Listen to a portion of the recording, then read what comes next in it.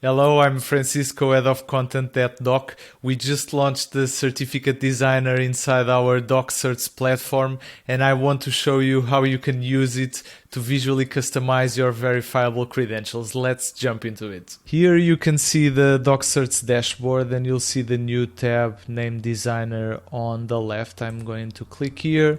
Here are some designs and templates I'm currently playing with. I'll create a new design and you'll see we have several pre-populated designs, but I want to start with an empty one to show you how you can create one from scratch. I'm going into the setup tab. Here you can change the orientation, landscape or portrait. You can add a color and you can add a background image. I'm going to add a nice background image for our certificate. Now it's prettier, and I'm going into elements.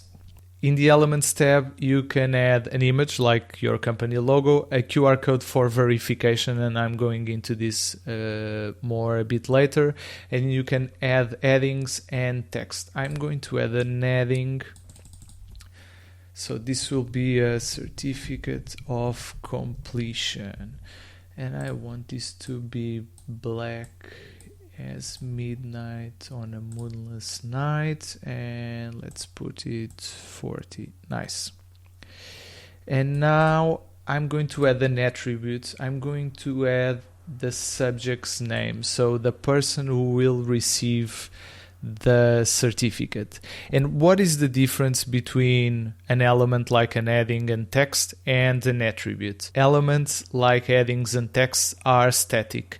Every certificate issued using this design will have the same text and same headings.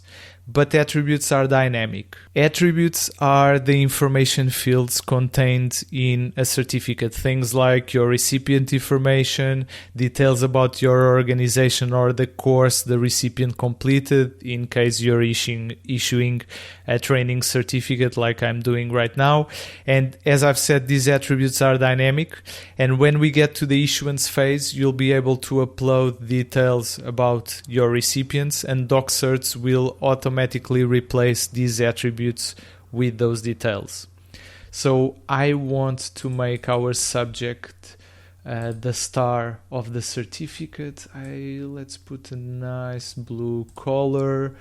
I also want it in Arial, and I want it like really big. We'll have it in a 42. Let's expand this in case the name of the recipient is long. So what other information do I want to add to this certificate? I want to include the name of the course the person finished. I want the issuer name, and I want the issuance date.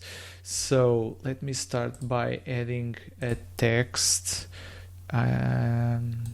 So I want to say this certificate was presented to, and I'm going to put this in black again, Arial, and maybe let's put this in a 14, presented to. Now I'm going to add the name of the course, and I'm going through the available attributes name, and I cannot find credential name or certificate name, so I'm going to add a custom attribute. In the custom attribute menus, you'll see several schemas. And what are schemas? Schemas are basically a collection of attributes. You'll see here that we have several available. For example, bill of ladings and commercial invoices. These are more used in supply chain use cases. And if you picked a bill of lading schema, you could choose attributes like a shipper's name, a carrier's name, company tax ID, for example. But for this scenario, I'm going with a doc certificate. Let's see what attributes we have. And here it is, the credential title that I want. And I'm going to show you a pro tip now. When you add an attribute, you can double click and edit the text box where the attribute is. So now I want to say it was presented to the subject for completing the course, and then later this will add the course name. Let's put this in black, Arial, and we'll have again 14. Okay, this will go here. And I want to add the issuer's name, issued by, oh, sorry, let me delete that. Again, issuer name, and I shouldn't have deleted that. Issued by issuer, and I'm going to show you another pro tip. I'm going to include the issue date, but I don't want to create another line for it, so I'm going to double click here, and I'm gonna double click here, and I'm going to add on and paste the date attribute there, so that when we issue it will say the issuer name on the certain date that was issued. And again, I'm going here, Arial 14. So now let me align all of this here. Okay, nice.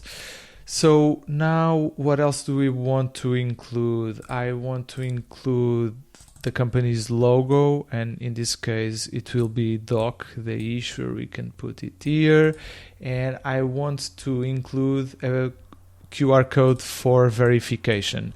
And what this QR code enables is that later when the recipient shows this certificate to a possible employer, for example, the employer could scan the QR code and instantly verify that the certificate is authentic. And I'm gonna paste it here on the corner. Nice. Okay. So am I ready to save this design? Yeah, let me just be a bit nitpicky here. We'll go with the 18. I think it will look better.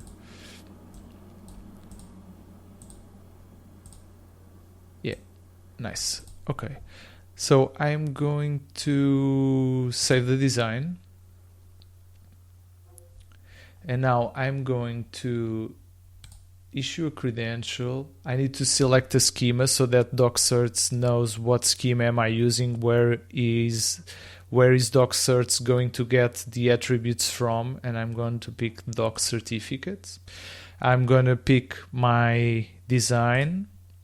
So in this menu, you could, let's say you were issuing this certificate to multiple people, you could upload a CSV with all the recipient's information, and DocCerts would issue all the certificates at once.